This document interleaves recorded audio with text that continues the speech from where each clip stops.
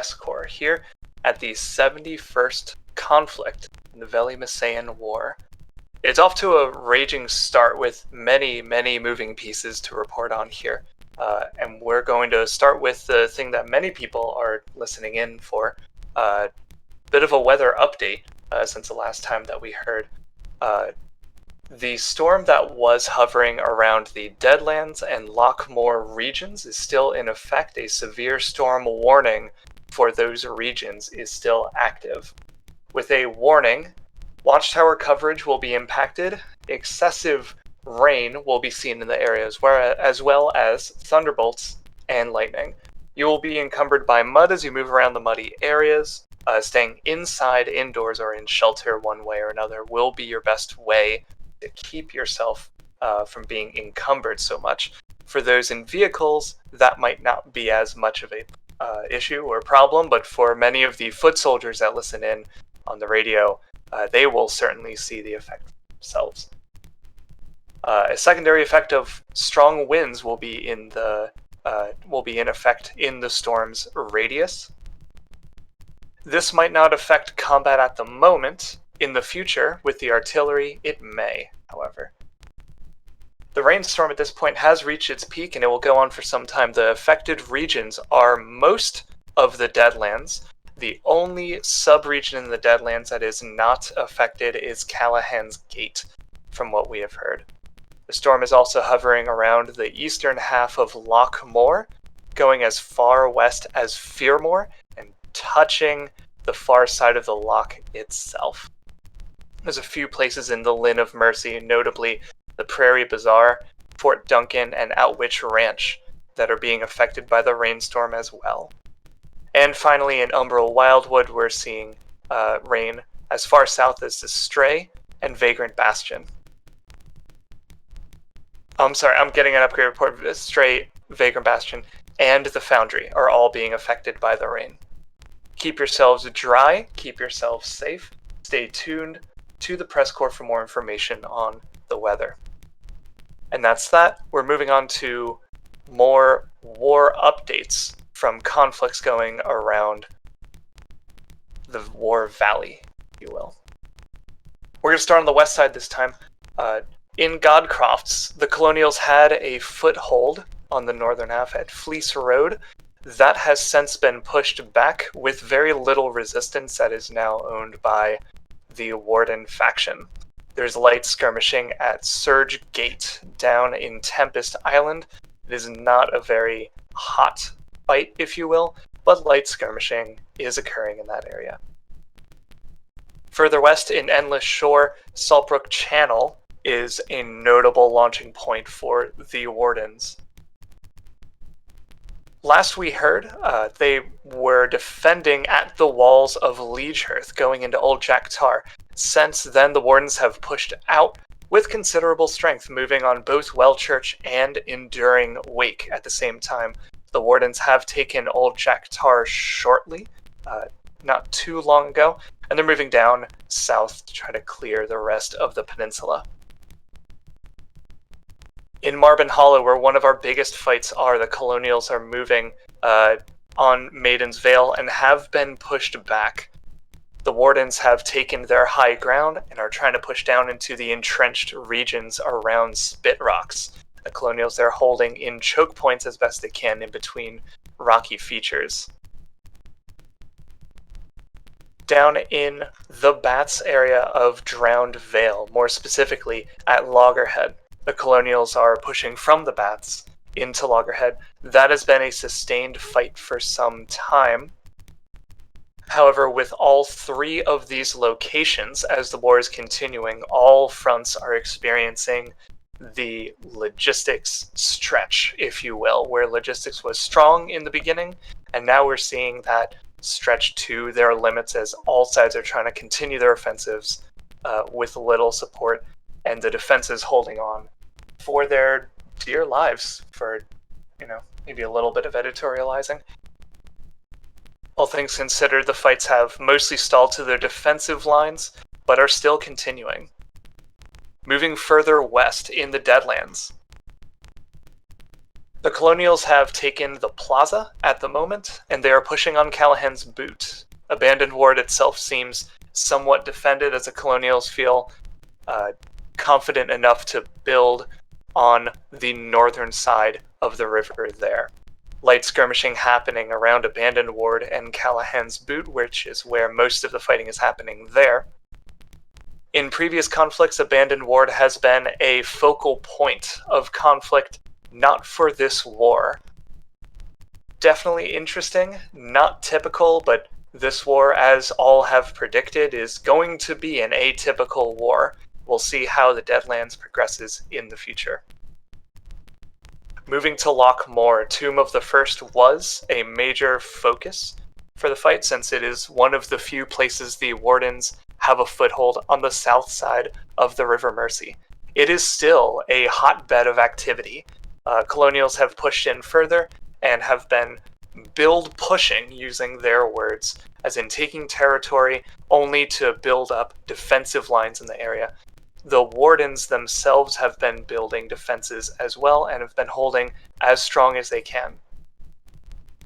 Their only lifeline, the bridge that connects Tomb of the First to Mercy's Wish, has so far gone uncontested, and the Wardens hope to keep it that way to secure their foothold. Further west, in Feranic Coast, Husk Hollow continues to be the focal point, not Jade Cove as many people would have thought. The Wardens have been pushing on Husk Hollow very hard, almost reaching the town hall. There are reports of some high explosive grenades being thrown on the town hall itself. However, current reports suggest that the Colonials have a little bit of breathing room at that location. That fight is still ongoing, and we're not seeing the end of that yet. Jade Cove itself has a small skirmish happening at that location. Nothing too great, nothing to, I guess, write home about or talk on the radio about. It's light skirmishing. We'll see if that picks up in the future. And on the furthest west regions, Orebreaker Isle, last we left that region, the relic base at Kofteri Channel was being challenged. The Wardens moved across the bridge at Integrum to secure their Logiline into Partisan Island. They used that Logiline securing to push onto Kofteri, and that plan seems to have succeeded. The territory has been taken by the Wardens. There's no trace of Colonials in that region. The Wardens have used that to continue their offensive south through Partisan Island and now into Ocean Watch, which is where we will meet up with one of our reporters out on the field. I bring back, patching into studio here, I bring back Liam Porter, who is on the front line there at Ocean Watch. Liam, are you there? Can you hear us? Hello, hello. Is it coming through? Yes, coming through just fine. So, give me a little more detail. Are you at Partisan Island or Ocean Watch itself? Currently, we are on the southernmost part of Partisan Island, right where it connects to the peninsula. Right where it connects to the Three Sisters Peninsula and joins it with the main island. Just north of Ocean Watch here. We're fighting over a very, very narrow strip of land here with a sheer cliff on one side and an ocean on the other. And this is a good 30, 40 people on each side fighting over a stretch of land that's no wider than 30 or 40 meters. There is almost no breathing room, and everyone is completely entrenched on both sides. The Colonials are in trenches, the Wardens are up behind sandbag walls, and it's really just a grind to see who runs out of supplies first at this point. Because while the Colonials are attempting to throw trucks at the sandbags to knock them down, they haven't been particularly successful. They've only managed to take down one sandbag out of 2 or 3 trucks. And the Wardens have been holding on pretty well. If the Colonials do get a shipment of anti-infantry grenades, their stick grenades, they'll probably be able to make significantly better progress. I'm assuming that they don't have any because all I have seen them throw is HE grenades, which, as we all know, aren't exactly most effective against infantry. It's very hard. As it stands now, this is a complete deadlock, though, so I don't see this front line moving very much at all unless the logistical strain on one side or the other becomes too great and they collapse. If It's pretty much just a war of attrition at this point. That's what I understand. All sides are being affected. At this early point of the war, the logistics machines, if you will, the people that run those machines more specifically, haven't gotten up to full strength. And on top of that, the resources that the scrap and components that one would pick up from previous battles, the initial stockpiles and fields of those have run out, and as more scrap and as more resources are being found, there's a small lull, if you will, in the logistics support of both fronts. As was noted earlier, I think all sides on all regions are feeling that logistics strain, so you're thinking... It's a general theme across the entire world on both sides. Running out of shirts, running out of BMATs, running out of rifles, you know, not being able to make any ground just because you can't push out of your cover because they'll shoot you from their cover. So, in general, I think most of the early war gains are going to be made solely on attrition rather than anything else. Very, very similar to wars we've seen in the past. I see. So it's about keeping yourself safe as much as possible, taking the least risky move for both sides until at least your front has the logistics support. Would you say that's an accurate assessment, that the progress in the fight over there will be determined not by combat but by logistics? A combination of both, I would say, because if someone decides to make a brave play when they don't have the logistical support for it, then they're going to put even more strain on their logistics. So if their logistics are identical and one is trying to make a play that their logistics can't support, obviously if that play doesn't work, they're going to end up collapsing, right? So it's a combination of both the logistics being active enough to provide that logistical support to the front line and keep them up and running and keep them fighting. And on top of that, the front line has to know when to push and when to hold. Sometimes they don't know when to do either. Understood. It's a rather chaotic mess all around, and those kind of decisions are not very easy to make, as you've noted. On that topic, though, I want to hold for just a minute because we do have breaking news from another front entirely.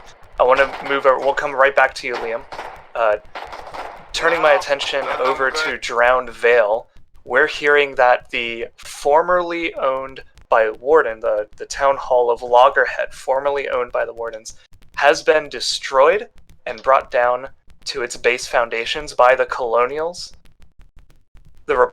They are moving in to capture the town of Loggerhead on the specific subject of knowing when to hold and when to push. This is apparently the play by the Colonials, holding at Maiden's Vale for as long as they can, while Colonials from the Bats move up into Loggerhead. This was one of the big plays that we had heard of, and we weren't sure how accurate that information is. This is what we're seeing live. This is being broadcasted globally to all members of the war, so this is not any new information for either side. But the breaking news, as it is at the moment, Wardens have lost the sub-region of Loggerhead in the Drowned Vale. Colonials are looking to retake that region for their own. Excellent. So, moving back to Fisherman's Row, done with that breaking news. What other kinds of fighting are you seeing up there? Are you saying it's mostly just people in their trenches and their foxholes shooting at each other, or are there any? For the most part, it is definitely just trench-to-trench combat, or really, I should say, trench-to-sandbag combat, as the Wardens seem to definitely prefer sandbags over their trenches. However, the difference in equipment between the Wardens and the Colonials is actually starting to show a little bit. It's not great. It's not anything that's major, but the Colonial rifle is definitely better at shooting on the move. It's better at holding close range, while the Warden rifle is better at holding long range. And we'll see the Colonials don't really have a chance to get out of their trenches with the accuracy of the Warden rifles. The Colonials can put down large charges with their faster firing rifles much more effectively than the Wardens can. So there's a little bit of a trade-off here. I think understanding the differences in the factions' equipment is later on, once more of it gets circulated on the front line, it's going to be a huge difference in combat. But as of now, I think the Colonials here have a distinct advantage with their trenches over the sandbags, since the trenches that they have cannot be run over or destroyed. The Wardens, I haven't seen them bring up any trucks in an attempt to run them over. In fact, they have sandbag walled off the road in an attempt to give themselves some more cover to fight from. So I do not see them attempting to make any truck runs in an attempt to destroy those trenches either. And as of yet, I haven't seen any truck runs from the Colonials either. So it really is just a stalemate here. And as it is now, apart from the light skirmishing that's going on towards Three Sisters, which from it's just a few infantry on a few infantry. There's just over here, it's a complete deadlock with. I think this battle is definitely going to be decided solely on attrition.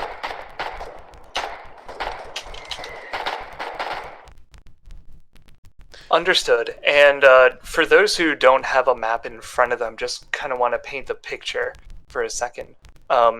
The location that Liam is at a crossroad intersection, and he mentioned that there's a small little strip of land that connects Partisan Island with that whole area. It's also a T intersection with a road, so the road connecting in that the Wardens are coming in on is that skinny channel that Liam mentioned, and it splits off and it widens out into two. So it's kind of like fighting from one choke point into two choke points. So even on a strategic level, that is going to be not very easy. However, if the Wardens take a step back, then they have their own small channel to defend very easily on their own. Yes, it is.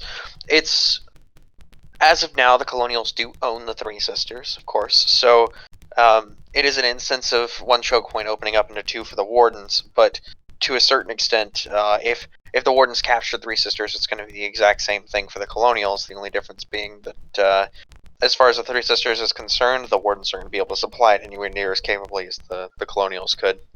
I will say, though, one more thing that I want to add to make very clear here is that as far as front back goes, it seems like the fighting is taking place over the entire stretch of this narrow passageway, with the Wardens on one end of it and the Colonials on the other.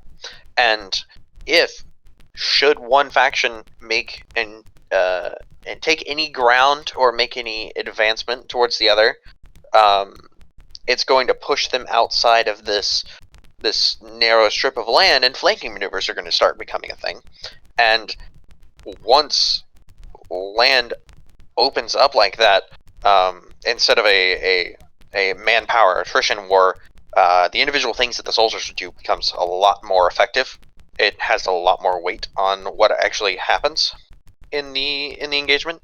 So it's really just a struggle at this point to see who can win out the attrition war and gain just enough ground to get into that advantageous position.